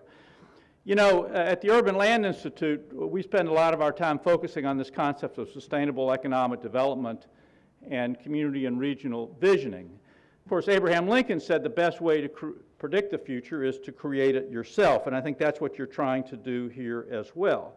And so I spend, as I said before, a lot of my time working with communities on things like what you're doing here today, these visioning things. A lot of times people misunderstand this, but you've already touched on what this process is really all about. First and foremost, it's about your children. It's about your grandchildren. It's about the future, and it's about planning for the future. It's also about something you've talked a lot about this morning. It's about balance. It's about harmony. It's about the relationship between conservation and economic development, between the built environment and the natural environment, between affordability and livability, between people and the land. I believe, and I'm sure most of you agree, that we spend way too much time in America fighting about what we disagree about, and not nearly enough time sitting down together, community by community, to talk about what we do agree about. And I think that you've seen tremendous agreement already in this room today. And what we ought to be looking for are those win-win solutions that are good for business, are good for the environment, and are good for the community. Now, as Sonia said, I spent a lot of my time working on sustainability and environmentally sensitive development. A lot of people think sustainable development is all about this, technology, solar energy and wind turbines and green roofs and electric cars, et cetera. And that's part of what sustainability is all about, but it's also about a lot of other things. If you look up the definition of sustainable in the dictionary, it means enduring, enduring. A sustainable community is a place of enduring value. In fact, in ancient Athens, city leaders of that great city used to take an oath of office to leave that city not less but greater, more beautiful, and prosperous than it was left to them. And I believe that's our challenge as well. How do you leave Rockville not less but greater, more beautiful, and prosperous than it was left to you? Now, you can't do it alone, and we've already heard about this idea of regional cooperation, whether it's with the school system or with the county or with the state, et cetera. You know, and many of the problems that you've discussed today are outside of your ability to deal with on your own, and so regional problems do require regional solutions. You know, but we also need to think about this idea of working together. And if we don't work together, we will certainly fail separately. And that's one of the things that we've learned in this world working around the country. You know, community visioning involves finding common values and commitments, whether you're a developer, an environmentalist, an elected official, or a soccer mom. And you know, this book that was an influential book on the 7 habits of highly successful individuals also could be about the 7 habits of highly successful communities. They begin with an end in mind. They think win-win. They seek first to understand and then to be understood. And as we've already heard about this morning, visioning is about choices. It's about making choices. Ladies and gentlemen, change is inevitable. Progress is optional. You know, you can pick the way you want to grow in the future, or you can just let it happen. You know, so you do have to make choices about where you invest and how you invest, and can you grow more spread out, more compactly, invest downtown, out on the pike, what have you. You know, it's also about making Rockville more competitive in a new world economy. And one of the things that we're learning is that the nexus of competitive advantage has shifted to those communities who can attract and retain the best talent. You know, when I graduated from college, college graduates were evenly distributed throughout the United States based on population density. You know, pretty much had the same percentage everywhere. That's no longer true, of course.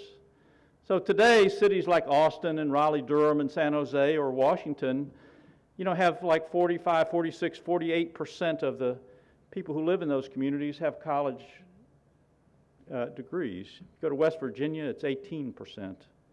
Go to Las Vegas, it's 19%. Turns out the young people are going where the jobs are, and the jobs are going where the young people are. So we need to think about how to use this highly educated workforce that you've already talked about today to attract and retain workers.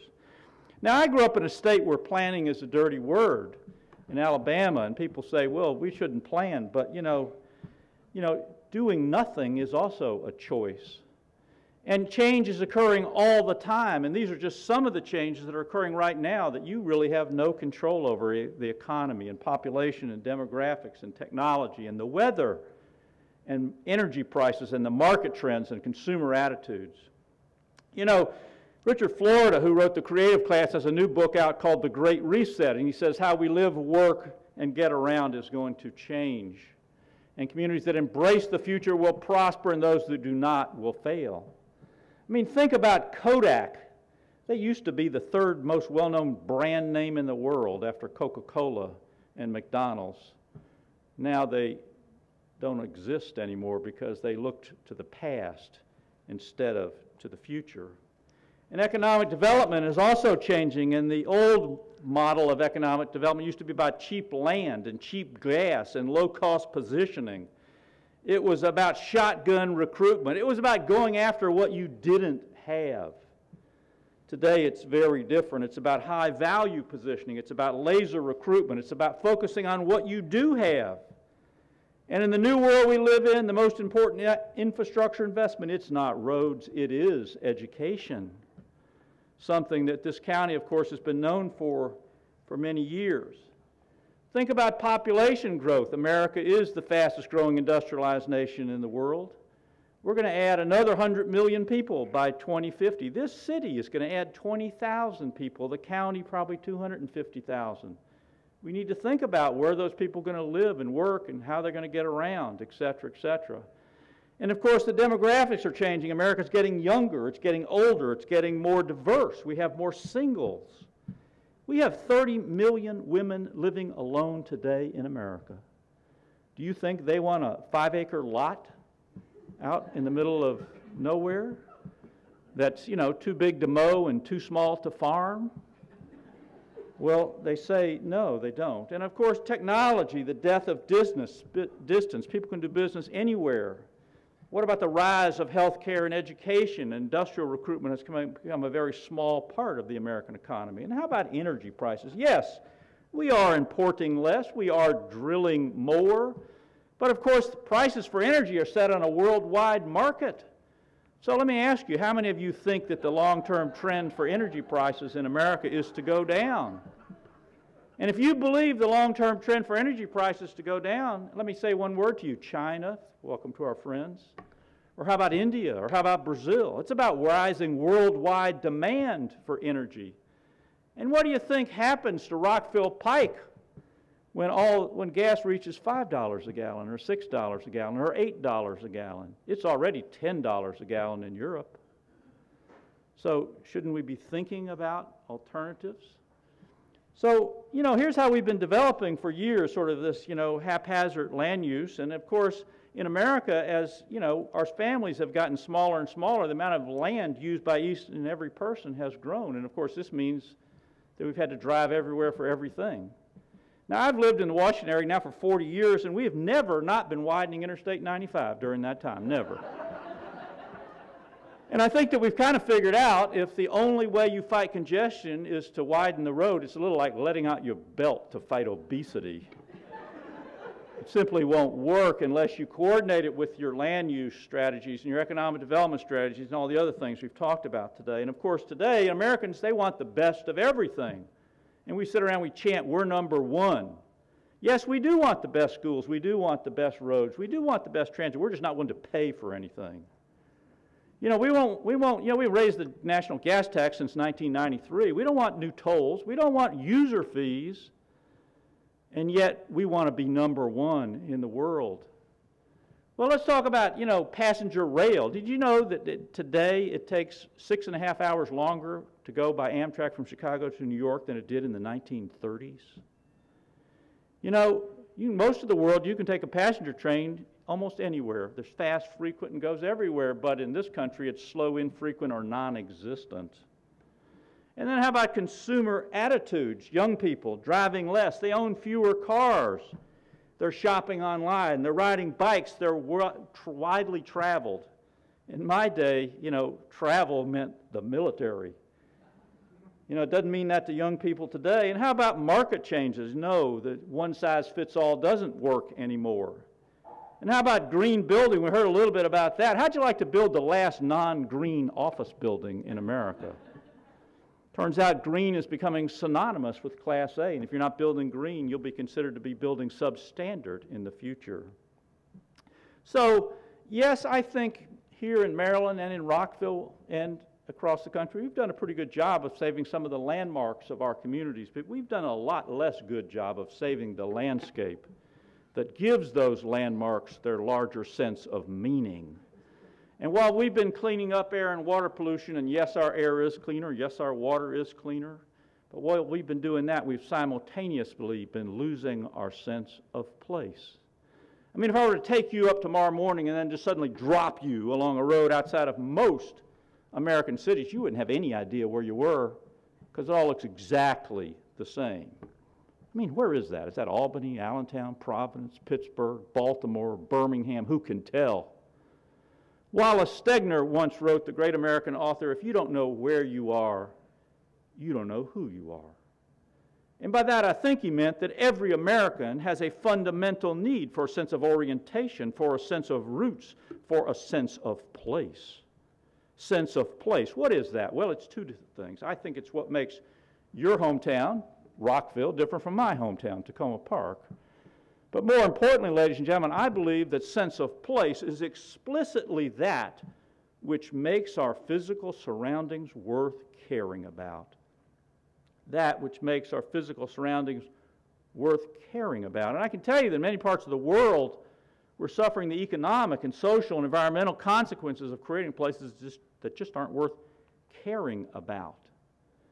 So, you know, we need to think a lot about sort of where we develop and how we develop and what that development looks like.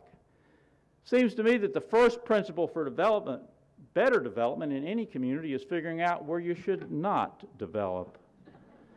There are some places that are simply better for development than other places. You know, it's interesting. I was brought into New Orleans along with a team of architects and planners and others after Hurricane Katrina, and we were asked to put together a redevelopment plan for the city of New Orleans, and we got to tour the Gulf Coast, which is where I took these pictures, a place called Dauphin Island, Alabama, and all the houses there were destroyed during Hurricane Katrina, but what we found out was it was the 5th time they were all destroyed in the last 40 years. You know, you start to wonder, is that, you know, really the best place to put a new housing development? So that principle really applies at every scale, from the site scale to the neighborhood scale to the regional scale. Figure out where you shouldn't develop first, and you can reduce opposition to development. Because if people think all land is up for grabs everywhere, somebody will fight every development everywhere. So figure out what you want to conserve first, then encourage development in the other places. Then we need to think about this, how we arrange development on the lot, on the land, in the region, in the neighborhood. Of course, we can have more spread out, single-use, drive-only development like this Bed-Stuy, or we could have more compact, walkable, mixed-use development like this Best Buy. And I understand that everybody doesn't want to sleep upstairs and shop downstairs, but turns out a lot of people do. Like some of the 76% of American households who do not have school-aged children. 76% of American households do not have school-aged children. People like me, empty nesters, retirees, young unrelated singles, you know, people living alone, et cetera, et cetera. And you know, people say, you know, mixed use, that's complicated. Yes, it is, but let me show you how simple it can be. Here's a new mixed-use project in Herndon, Virginia. It's a new Dairy Queen with a dentist office upstairs. How appropriate. You know, and then there's this issue. What does development look like? And just like with meeting a person, a good first impression is important, and a bad first impression is hard to change. Do you think you'd rather visit the town of Franklin, Tennessee, or would you rather go to the town of Midfield, Alabama? Which one looks more like a community with a sense of pride and a sense of place? Which one looks more like a community you would rather invest time or money in? If you don't remember anything else I say this morning, remember this. The image of a community is fundamentally important to its economic well-being. What do I mean by that? What I mean is that every single day in America, people make decisions about where to live, where to invest, where to vacation, where to retire, based on what our communities look like, what they look like. Mark Twain put it this way, he said, we take stock of a city like we take stock of a man. The clothes or appearance are the externals by which we judge. Ladies and gentlemen, sameness is not a plus in the world we live in today. Sameness is a minus. If you can't differentiate Rockville, Maryland from any other community, you will have no competitive advantage. You know, Richard Florida talks about the 4 keys to economic development today. He talks about talent, he talks about innovation, he talks about connectivity, and he talks about distinctiveness.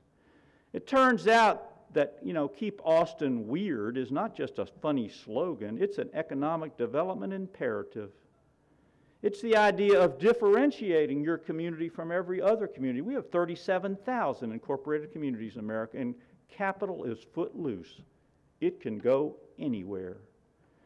So we've also heard a lot this morning about density, and it's true. I can tell you, working with the Urban Land Institute, that Americans say they don't like 2 things. They don't like too much sprawl, and they don't like too much density. So, duh, like, well, what do we do about that? Well, it turns out there are some keys to density: high-quality design, access to green space, compensating amenities, more choices to get around. You don't need density everywhere. So yes, compact can be attractive, and it can be valuable, and it can be inherently more livable. And if you're going to densify, it needs to come with amenities, as we've already heard: sidewalks, green space, parks, and bike paths. And density does not demand high-rises. You know, here's 3 condo towers in Las Vegas, density 37 units an acre, and here's the French Quarter in New Orleans. Which one do you like better? It's all about design and the quality of design. You know, think about value. You know, you go to Alexandria, almost 20 units an acre over in Old Town Alexandria, and all the houses cost at least $1 million. They're all 150 years old. Now, why are those people paying $1 million for a house that's 150 years old? Is that because they like to do home repair? No. Because they're paying to live in one of the most beautiful, walkable, and charming places on the planet Earth. Turns out charm has value. People will pay a lot for charm and walkability. And once again, you don't need density everywhere. One of the successes of Arlington, Virginia, has been they put all their density one place, on top of Wilson Boulevard. But 3 blocks away, they have beautiful single-family neighborhoods. Suppose they'd said, well, we need density every place. Well, they'd be fighting all the time about high-density development in those beautiful residential neighborhoods. We have more grayfield development opportunities anywhere in Maryland, right here on Rockville Pike. Ladies and gentlemen, a parking lot is a terrible thing to waste. You know, Joni Mitchell used to sing about tearing up paradise and putting in the parking lot. Now we can tear up those parking lots and put better communities back in their place. And by the way, the more technology we have, the more nature we need. And by the way, also green space does create value, enormous value. Where is the most valuable land in New York? Well, there it is. It's the land next to Central Park, and even in the suburbs. You know, we have 16,000 golf course developments in America. Why? Well, the developers figured out they could charge a lot premium of 10 to 25% for a house that was next to a golf course versus one that wasn't. But guess what? Did you know that the vast majority of buyers in golf course developments in America do not play golf?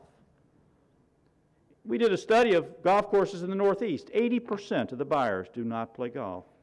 You say, why'd you buy the house there? They go, oh, we like the view across the fairway. We like to live next to protected open space. Well, like, duh. What does it cost to build a golf course? Millions of dollars. What does it cost to maintain a golf course? Millions of dollars. What does it cost to leave the open space alone in the first place? Almost nothing. So people are starting to build golf course developments without the golf course. And by the way, what's the most popular form of recreation in America? It's not golf, it's walking for pleasure. Number 1, by far. So I want to end by just saying a few words more about things you've already talked about this morning. What are the secrets of successful communities? First and foremost, successful communities have a vision for the future. And some people might call that a plan for the future. And I understand there's some people in America who don't like the concept of planning. So I always say to those folks, well, then you tell me the name of any successful organization, institution, corporation, or community that doesn't plan for the future. Failing to plan simply means planning to fail. The book of Proverbs says, without vision, the people will perish. You know, my dad used to tell me the story of Oliver Wendell Holmes. He was America's longest-serving Supreme Court justice, and the story goes he's on a train in the South in the 1930s. And the conductor's coming along, he's collecting the tickets, and he gets to Justice Holmes, and he says, "Ticket, please." And he can't find his ticket, and the conductor recognizes him because he's a U.S. Supreme Court justice. He's a very famous guy. He says, "Hey, don't worry about it. I don't need your ticket. I know who you are." And he goes, no, I got to have it. He's pulling out all his papers and looking, and the conductor says, no, I don't need your ticket. No, I have to have it. And he's going in his suitcase and getting all his stuff and pulling it out. And the conductor says a third time to him, "Listen, really, I don't need your ticket." And he says, "Young man, you don't understand. I don't know where to get off this train." And of course, the moral is, if you don't care where you're going, it simply doesn't matter what train you take. And then successful visions always grow out of an inventory of your assets.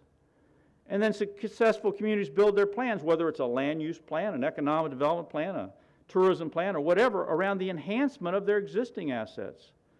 Successful communities use education, incentives, partnerships, and voluntary initiatives, not just regulation. Now, I didn't say I'm against regulation. We need regulations. They prevent bad things from happening. They set a minimum standard of conduct. But you got to use carrots, not just sticks. Successful communities pick and choose among development proposals. Ladies and gentlemen, all development is not created equal. I can tell you that in many parts of America, the biggest impediment to better development is a fear of saying no to anything. Well, if you're afraid to say no to anything, you'll get the worst of everything. And the communities that set no standards or low standards will compete to the bottom. Communities that set high standards will compete to the top. And that's because they know if they say no to bad development, development that's inconsistent with your vision, they'll always get better development in its place. And successful communities cooperate with their neighbors for mutual benefit. And successful communities have strong leaders and committed citizens. A couple of examples of communities that have used these ideas in addition to you. Chattanooga, Tennessee, used to be called the most polluted city in America, routinely referred to as a patch of rust in the Sun Belt. Today, it's known as an international model for sustainable development. It all began with a visioning process like this. They decided to focus on two things. One, downtown, because that's the heart and soul of any community. And second, the Tennessee River, because that was their most important natural asset. And you know, a lot of these plans that they came up with cost some money, but they realized something incredibly important. How much something costs is not the most important question. It's the second most important question. What's the most important question facing Rockville? It's not how much does it cost. The most important question is, what should we do? What should we do? And money will always follow good ideas, especially if those ideas come out of a consensus building process, like what you're doing here today. And then, you know, I want to show you a small town example. Welcome to Susan City, California. In 1990, it was voted the worst place to live in Northern California. This was their city hall. It was in 2 double-wide trailers. This was the only city hall in California had to register the Department of Motor Vehicles. But you know, public buildings are kind of important. Public buildings should set the standard in the community, and they were always did. They were always our most beautiful buildings before World War II. And they were always downtown, whether it was the courthouse, the library, the public school, etc. And then we just decided cheaper was better. Well, it turns out what we've learned is cheaper is simply cheaper. And what they said in Susan City is, why would anybody invest in a community that wouldn't invest in itself? And so they built a new city hall right on that same spot. And guess what? 1 decade later, they were voted one of the best places to live in Northern California, but it all began with an investment in themselves. Successful communities inventory their assets. You've already talked about that today. Natural, cultural, human, education, economic. And sometimes those assets are very obvious. Welcome to Jackson Hole, Wyoming. Unbelievable world-class scenery, unparalleled wildlife resources. Or welcome to Annapolis, an unparalleled architectural and historic legacy. But sometimes assets are not very obvious. Welcome to Lowell, Massachusetts.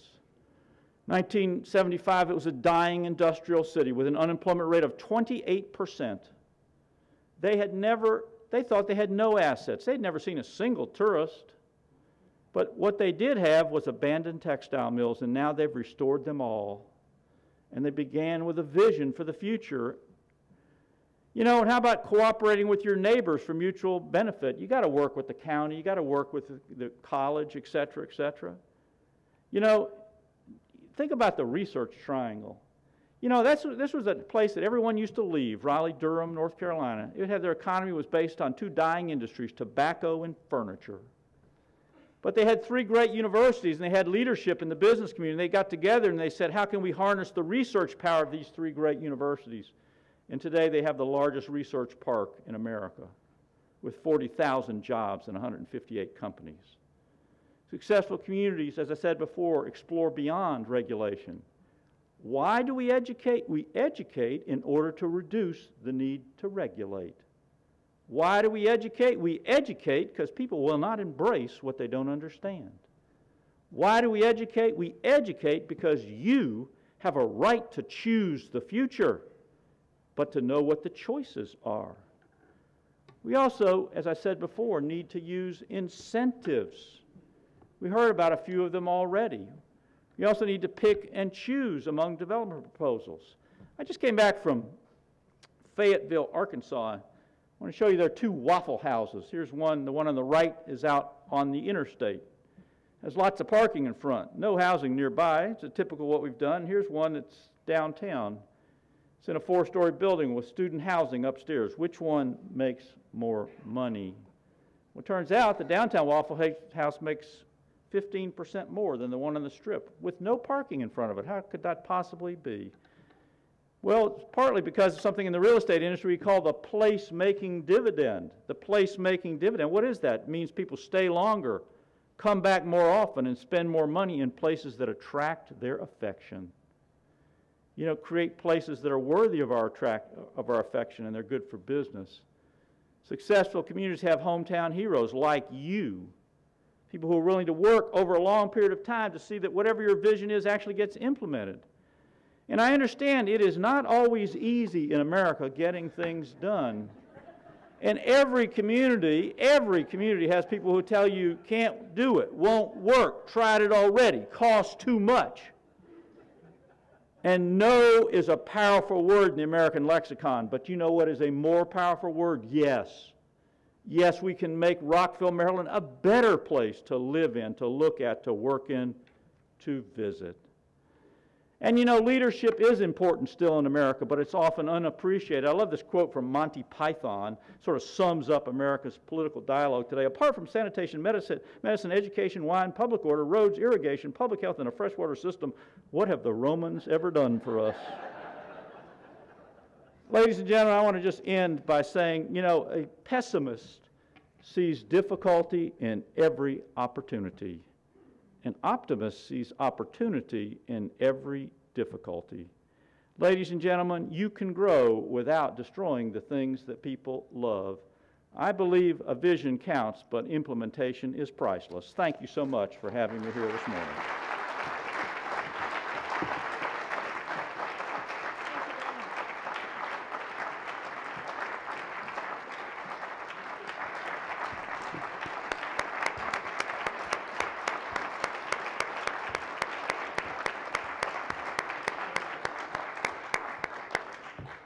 Very inspiring, and thank you so much for those words. And I would like to invite up our City Manager, Barbara Burns-Matthews, for some final remarks.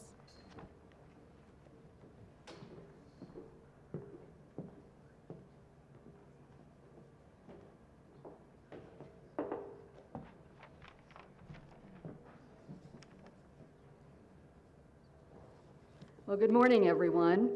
I just want to thank you all for coming today. As some of you know, I'm a newcomer to Rockville. I've only been on the job for a month, and I can't imagine a better introduction to the Rockville community than having the chance this morning to participate in this summit.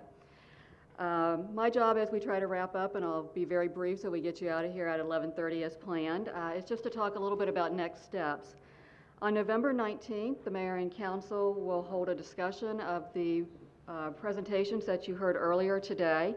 That meeting, like all of our Mayor and Council meetings, will be held at 7 o'clock at City Hall. If you can't make it to City Hall that evening, I hope you will take the opportunity to perhaps watch the meeting online or on Rockville 11. And if that night's not convenient for you, you can certainly watch any of our Mayor and Council meetings on demand on our website. The presentation from the working groups, as well as the reports, as has been mentioned many times this morning, are now posted on the city's website. Each of you should have received a copy of that information when you came in this morning. We have a great crowd here today, but obviously there's a lot of your neighbors and perhaps your business associates who didn't have the opportunity to be here this morning. And I hope you'll take the time to talk about this morning's summit, direct them to the city's website, and encourage them to read the wonderful reports that each of you received this morning.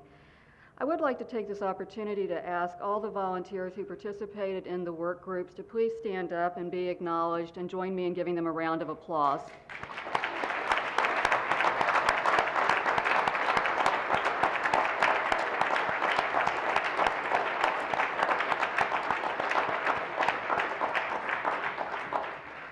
I want to personally thank all of you for your work as I begin my new venture as Rockville City Manager. This input will be invaluable to me and to the city staff, and I'm sure for the mayor and council.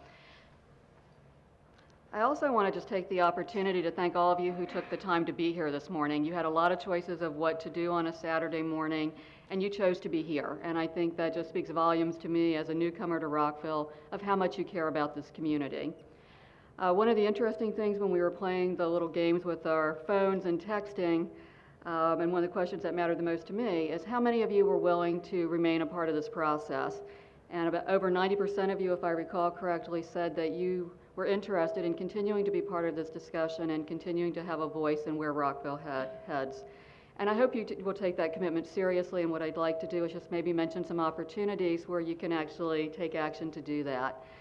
In the coming months, there'll be a number of opportunities for you to voice your opinion on some elements of the city's master plan. Those include the historic preservation element, the Rockville Pike Plan, and the municipal growth element. As Mayor Marcuccio mentioned, we're always looking for volunteers on our boards and commissions. You can find out more about that on the city website, or certainly feel free to call the city clerk's office. I know there were a number of you earlier today when the mayor asked who already volunteered on boards and commissions, and there were quite a few of you who raised your hands, and I personally thank you for that involvement. If you haven't had the chance to get involved in one of our many boards and commissions, I encourage you to do so. We have a lot of ways in Rockville for you to stay informed. We have some dedicated emailed listservs.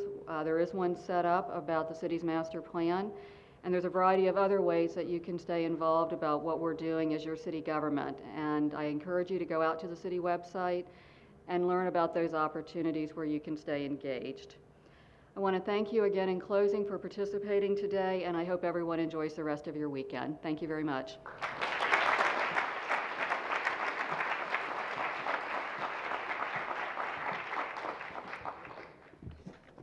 Thank you very much. And again, thanks to all of you for turning out. As mentioned, thanks to the working group members, council members, including Tom Moore and John Hall, who are also here, the mayor of Rockville.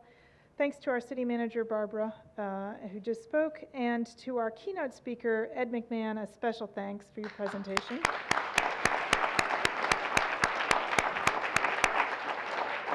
I also want to extend a very special thanks to the technical crew, and especially to Michelle Poche-Flaherty, who has done an amazing job of pulling all of this together. I hope she takes a bow.